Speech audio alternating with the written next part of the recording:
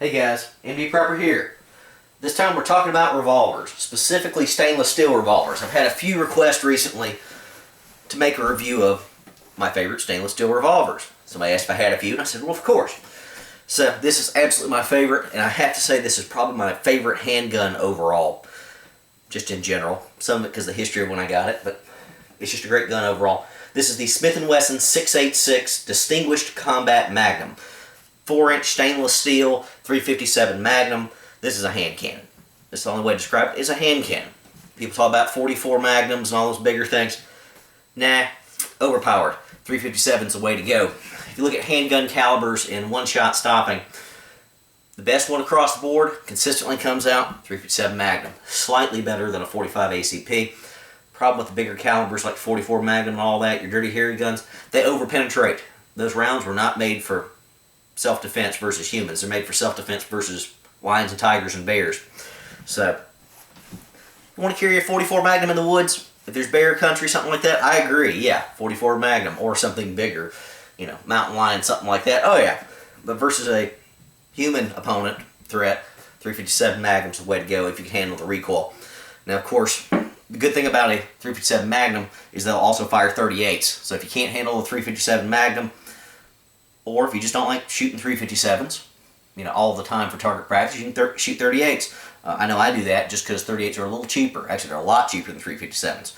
I do reload 38s with 357s, but just for fun at the range, 38s in this thing does the job. Now, I already said this is my favorite revolver overall and probably my favorite handgun. Let's go over the stats on this thing first, and I'll tell you a little history about it. Of course, let me go ahead and show you safety sallies. It is, of course, unloaded and it was safety checked beforehand. I don't tend to handle guns like this on camera. I had a response recently to my Taurus judge going, keep your finger, well, they said keep your hand off the trigger. I don't know how you keep or put a hand on a trigger. I can only put a finger on, maybe two. So they were worried about, heaven forbid, I've got my finger on an unloaded weapon. The horror, again. Dry firing is not a bad thing, okay? Ooh, scary. You need to practice that. Put some snap caps, that type of stuff in your weapon. You do need to practice it, especially a revolver. You are not going to hurt a modern revolver dry firing it. I don't care what anybody tries to tell you. So, anyway, great gun. Stats on it. 4-inch barrel, like I said, which I think for a full-size revolver is perfect. I find a 2-inch revolver, it's light, it's good, little snubbies for good concealed carry. Not that accurate. I find a 6-inch barrel to be overly front heavy. I think it's too cumbersome in my mind. I find the 4-inch to be perfect for a revolver. Maybe not for concealed carry or anything like that, but just for general purpose, if I had to pick one revolver, yeah, give me a 4-inch for general purpose. I can hit anything I need to within reasonable range with this revolver, okay? Well within the limits of the caliber. Let's see. It's 40 ounces. That's heavy. That is tremendously heavy for, well, any kind of gun you want to be carrying around. I have tried to carry this on my hip. I've even carried it concealed on a few occasions. Not recommended. Wanted to do it, just to see if I could. Problem was my back was hurting at the end of the day. I was listening to starboard a bit. Just too heavy. This is just too big of a gun to carry day to day around, in my opinion, which is why people don't tend to do that anymore. It's why we moved on to polymer guns like Glocks and Springfield XDs and Kel-Tecs and just about everything else. You don't see people with these on their hips much anymore. Like I said, if I was venturing out in the woods in bear country, would I carry this? Oh yeah, absolutely. So, big and heavy, 6 shots, though they do make the 686 plus these days. I think the numbers may be different. I can't remember that has a 7th round in them. I think 6 is good enough for something like a 357 Magnum. You get a bigger cylinder and all that on the plus model. This one did not come with the Hogue grips here. It came with some Packmeyer grips when I bought it at a pawn shop quite a few years back. But the standard nowadays, as you see, these come in from Smith & Wesson's with these Hogues. I really do like the Hogue overmolded grip, so I did upgrade to that and find it tremendously better than that Packmeyer, the old, very old Packmeyer, as far as just fitting your hand perfectly. I've got a standard size hand. This just fits perfectly. I pick it up, the finger groove, it falls right into place. So that's tremendous. So, do have a holster for it here, Galco. Only thumb brake holster I've got. I'm usually not big on thumb brake holsters, but it just seems to fit with an old revolver like this. I don't know why. Again, I like leather holsters. Yes, I've got plenty of Kydex ones, but for an old stainless steel revolver, you need a leather holster. I just think that's fitting. I think it would be sacrilegious to put this thing in a Kydex holster. I think it's a little bit sacrilegious to have the rubber grips on it. I would have switched to wooden grips, and probably would have never switched away from wooden grips if that's what it had on it to start with. But it did have the synthetics on there. So thumb brake there does stick out the bottom, but again, this will hold many of my revolvers with shorter barrels and whatnot. So it's a general purpose, full-size revolver. Good stuff. Now the price on this bad boy is excessive, but again, this is the Distinguished Combat Magnum. You're probably not going to buy a better revolver other than a Colt Python. I'd put this up there with the Colt Python as far as accuracy, though. I've fired plenty of those back in the day. Don't own one. Would love to at some point, but this will get the job done just as well. Maybe it's not quite as pretty as the Python. The current going rate on a new one of these days is about $830. I looked that up tonight, so $830 is expensive. That is a very pricey handgun. Now, is it worth it? Oh yeah, absolutely, definitely is. Now, with revolvers, I don't have a problem buying used, pawn shops and all that, and that is where I got this. Back as a poor med student, I just got the notion that I wanted a full-size revolver. I don't know why, I just said I had to have one. Started looking around, comparing things. I didn't like the Rugers, I don't like the triggers on those, and I just don't like the looks on them. I know some of you may. Looked at Taurus, looked at their options and all that. Love Taurus. I've got some Taurus revolvers. No problems there, but darn it, I wanted a Smith & Wesson. And the more I looked around, I didn't want some little 38. Yes, I've got those too. Love my 38s. I wanted my first 357 Magnum to be a Smith & Wesson 6.86. I just got that into my head after looking at revolvers to an excessive degree, I'd say. And I just finally decided I wanted one of these. And I was a med student and looked all over Columbia for a Smith & Wesson 6.86. Could not find one. None of the gun stores, none of the pawn shops, nowhere had them. Walked into one pawn shop, was just looking for revolvers, and he didn't have any at all. And he said, "What do you want? What do you really want?" And I told him I was looking for a Smith & Wesson 6.86 in stainless, 4-inch barrel.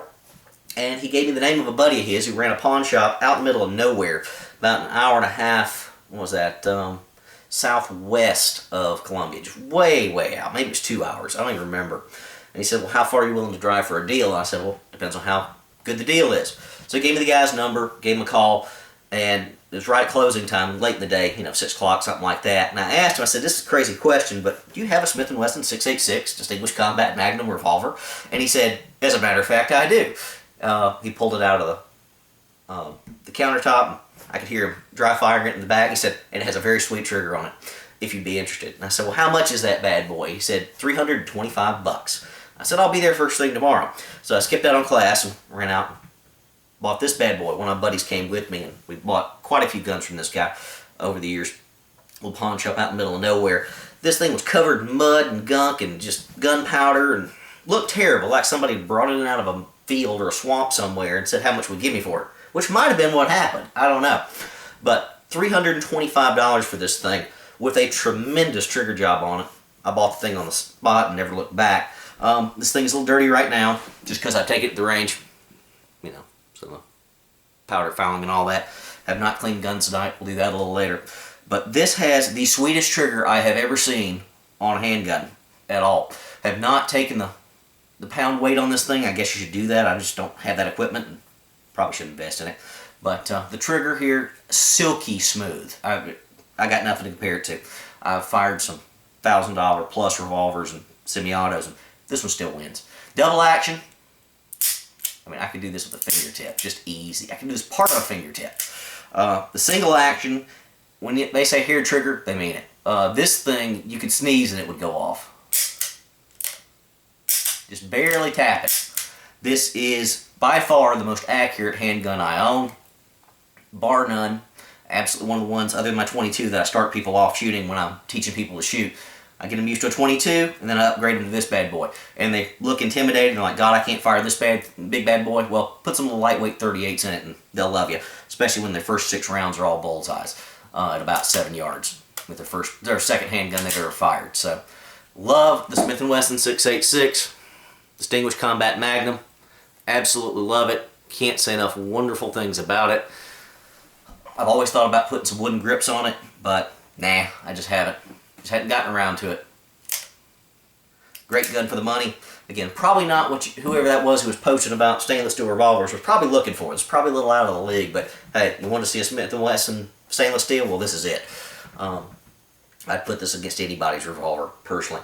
Don't know who did the trigger job on it, but God, I'd love to know. Just tremendous. Tremendous revolver. Again, you say only 6 shots? Yeah, but 6 shots of a .357 Magnum with a trigger like that in the hands of somebody who knows how to use it, 6 is all you're going to need. It's going to get the job done. Again, I would certainly recommend looking around. If you know how to review a revolver, you know what you're looking at, look at pawn shops and all that. I don't tend to buy used semi-autos. Just I worry about what kind of wear and tear and beat up they've had. A Smith & Wesson revolver? Nah. You could run over this with a tank and it would probably still be fine. Well, you may scratch the finish a little, but it'd be fine. A stainless steel revolver, especially something like Smith & Wesson, I don't hesitate to buy that. Just don't want to do about firearms if I find one at a pawn shop at a good price, like I did with this one. Again, it was dirty, knew that, but look at the trigger job on it and everything else. Heck, I took it home and cleaned it, which I need to do tonight. Alright, so there's the Smith & Wesson 686. Gonna run you about $800 new. Less if you look around and find somebody who's willing to sell it. Doubt you're going to find a $325 deal anymore, though. So, there's my first stainless steel revolver review. I'll do some more affordable options here in the future. MD Prepper, out.